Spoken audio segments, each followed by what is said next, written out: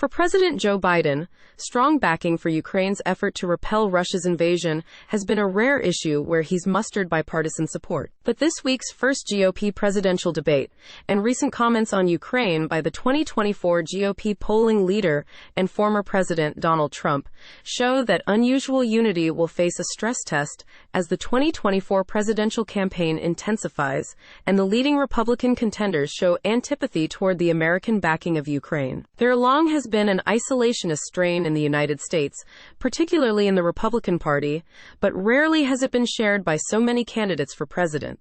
On the debate stage in Milwaukee, Florida, Governor Ron DeSantis said he would make additional U.S. aid contingent on European allies' increasing contributions.